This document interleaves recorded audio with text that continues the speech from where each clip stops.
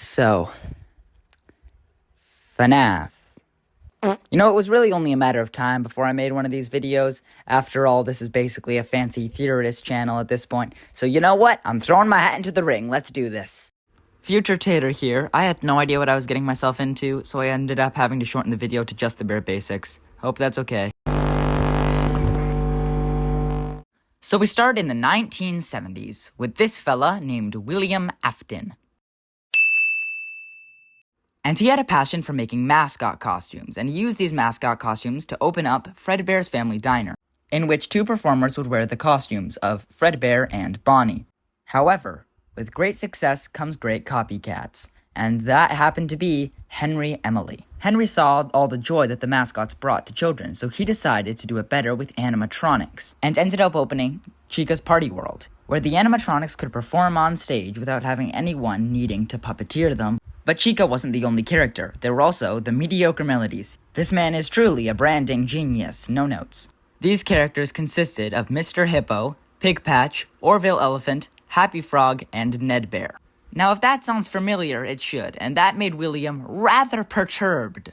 But as Henry's business began to grow, William slowly started to fail, and Henry ended up buying William out of bankruptcy. Despite the humiliation, William was of course grateful for this, and the two of them started working on their next big project. A project that combined animatronics and costumes, known as the Springlock suits. The Springlock suits could perform as animatronics if needed, but also had the ability to open up and fit a person inside. By pulling the animatronics and metal to the side, they even ended up opening a second restaurant because of their success, featuring all new animatronics. But two wasn't enough, because they also opened Circus Baby's Pizza World. And this restaurant contained all new characters, such as Baby, Funtime Foxy, Balloon Boy, Ballora, and maybe Funtime Freddy? Lore veterans, I know this might be confusing, just stick with me. On the opening day, Circus Baby started performing on stage. Both of William's kids were there, of course, and Elizabeth was offered ice cream via a new feature, an arm inside of Circus Baby's stomach. However, the arm unfortunately malfunctioned. Nom. And this, unfortunately, how do I say this for YouTube? Unalived her. Whoops, that's gonna leave a mark. They used gas leaks to cover up the closing of the restaurant. They ended up decommissioning a few of the animatronics, but throwing Funtime Foxy and Balloon Boy into a nearby Fazbear location. Meanwhile, William... Oh, wait. What did I do with my William PNG? Oh, right. Guess I gotta make a new one. Give me a sec, guys. Now, obviously, William was pretty sad about this, but, you know, what else could go wrong? Dang it. Was that the bite of 87? No, Mark. No, it was not. You see, William actually had two other children. However, he was so absorbed in his work that he neglected them, leaving Michael to babysit his younger brother. And Michael, being an angsty teenager, disliked this quite a lot, finding his younger brother embarrassing. However, he did know one thing. He knew that his brother was there to witness Elizabeth's unfortunate incident, and this had scarred him. Ever since that incident, he had been terrified of the animatronics. Seeing how terrified of them he was, Michael decided to get even by stuffing him inside the mouth of one. Oh, buddy, you mucked up real bad. With that as a pausing point, let's start a section I like to call Explaining What the Fazbear I'm Talking About. Now, obviously, some of the takes I just had were controversial at best, the inclusion of Chica's Party World probably being the most confusing. However, notice Chica's absence in Fredbear's Family Diner. Additionally, look at the design for the original Chica. The sliding jaw is identical to that of the mediocre melodies, like pointed out by MatPat. It's also mentioned in some old source code. And if we use information from the books... The second controversial point, the placement of Circus Baby's Pizza World opening. I put it earlier in the timeline than most, but keep in mind I'm not saying that this is necessarily the place that we visit during the events of Sister Location. We'll get to that bunker later in the timeline. However, you might say that it makes no sense for there to be, child oofing robots this part in the timeline. However, all of this was only displayed through a minigame, not actual events, and minigames in this franchise have a tendency to be more symbolic rather than a direct representation of what happened. Also note the most important animatronic, Balloon Boy. I hate him so much. Balloon Boy doesn't fit cleanly into any of the other animatronic categories. Him being a human just doesn't lend him to fit with the animal themes. However, he does fit with Circus Baby and Ballora. Notice that they're all human, all have rosy cheeks, and all have circus-like designs. And on top of that, they were inspired by Afton's family, his daughter, his wife, and his son if you squint a little. And then, of course, there is Funtime Foxy. The earlier designs of Funtime Foxy could easily become FNAF 2's Mangle. And look at the Springlock suit we are in on Night 4 of Sister Location. Now this Springlock suit doesn't match any of the others, meaning it must be a custom one made for Circus Baby's Pizza World, before the Springlocks were decommissioned. Just listen to these voice lines. Anyways, back to the timeline. Now, obviously, William's kind of bummed out about this, but don't worry, I'm sure he's gonna find a nice, healthy coping mechanism to deal with this. No, William, what did you do? So, of course, this is the part where William oofs the 5 kids and decides to stuff them into the robotic animal costumes. Now, despite all the memes, the police aren't completely useless in this world, and they eventually figured out that the kids must have been oofed at that location, and they decide that they need to convict someone. However, the lawyers are stupid in this universe, and since William needs to be around for FNAF 6 stuff later down the line, it only stands to reason that the lawyers somehow didn't find William guilty of these crimes, and he then instead framed Henry for them. This is a rather new point to the timeline. People like Dual Process Theory have made videos on it, GT Live reacted to those theories. I'll explain the points later down the line if, you aren't convinced yet. However, William notices that the animatronics are moving around and are possessed, and William, understandably wanting to know the secrets to life and death, has the thought process of, hey, I want to figure this out. I know how I could do that. I just have to figure out how to get more kids in a more efficient way. How on earth could I possibly do this? Then he remembers Circus Baby's Pizza World, and his daughter getting scooped by Baby. Now at this point, Freddy Fazbear's is closed for obvious reasons, if you can believe that.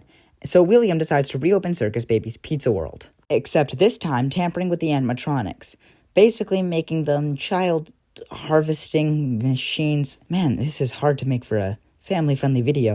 But he succeeds, and he sends the Circus Baby's Pizza World animatronics out there to go get them kids, so he can start experimenting with this spooky thing called a remnant. Ooh. Now, remnant is when a soul dies and is near an animatronic or anything metal. The spirit lingers and is able to possess and move around the animatronic. Realizing this, William melts down the endos of the original few animatronics that were possessed by the kids he oofed earlier and injects them into the fun times. Now, the spirits obviously aren't a big fan of this, so they decide to give William a good spook.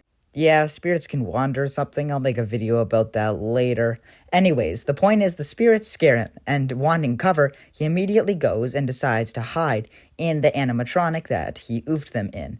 The costume he was using, the Spring Bonnie animatronic. However, now withered and decaying with age, the Springlocks,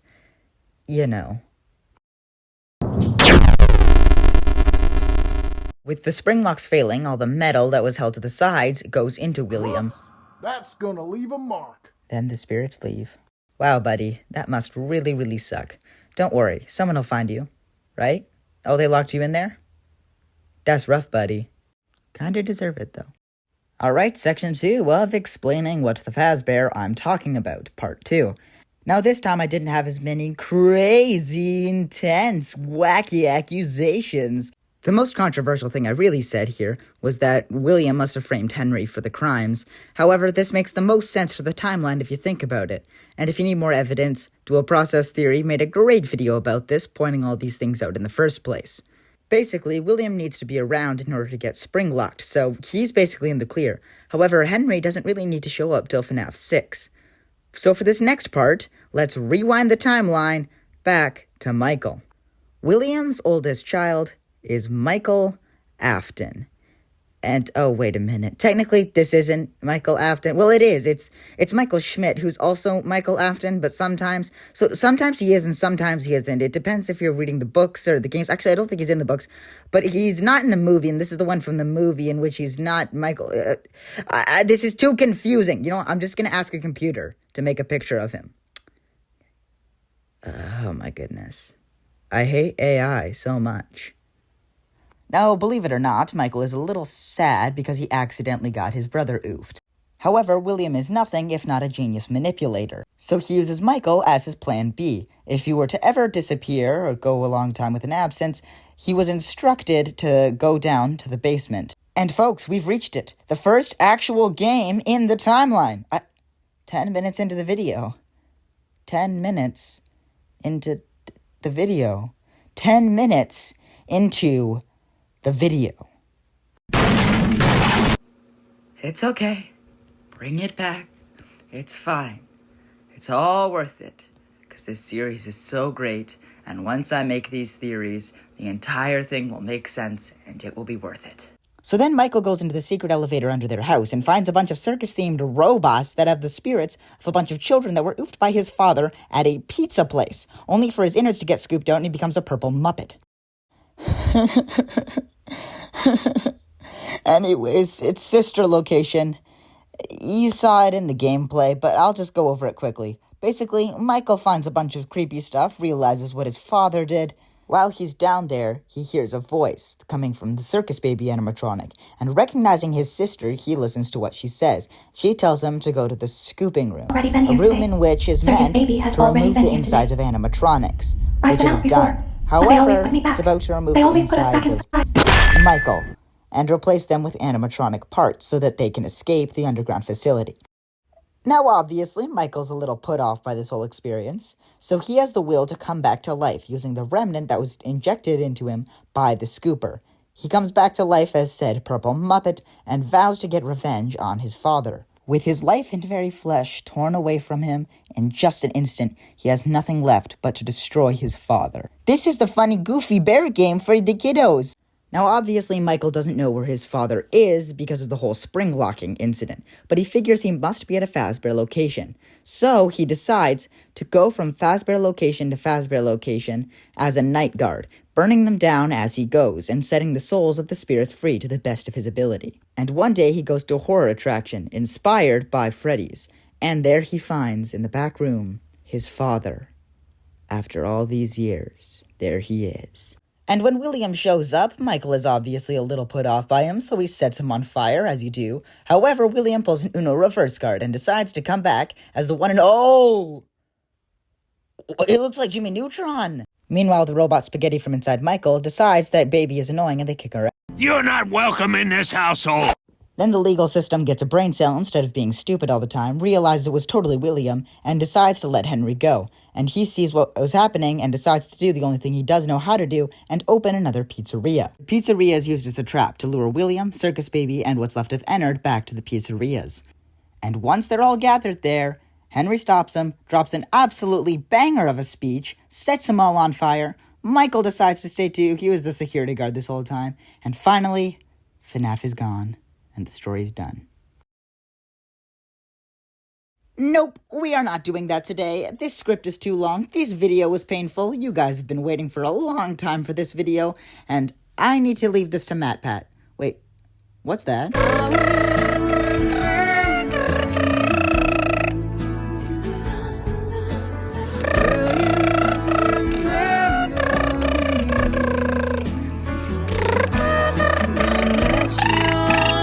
And now for the final true horror of this video, the end card. So, I guess to make this not a complete bore for you, I'm gonna play some Fnaf 5020 mode in the background. 420 mode, dang it, I'm bad at speaking.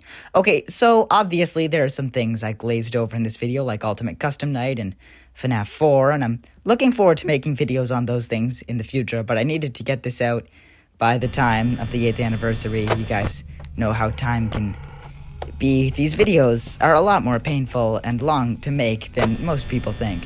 So, you know, please like and subscribe. I know it sounds really lame when I say it out loud, but it helps a lot. Here, look, I'm playing Fnaf 420 mode for this, and I absolutely suck at this game. Sure, I know all the lore, but how many of you actually play the games? Be honest with yourself. I'm not. I'm playing a knockoff version on mobile right now. It's not even the real one. Okay, so oh, no. No. Chica's in it. Ah, dang it, I really suck at this game.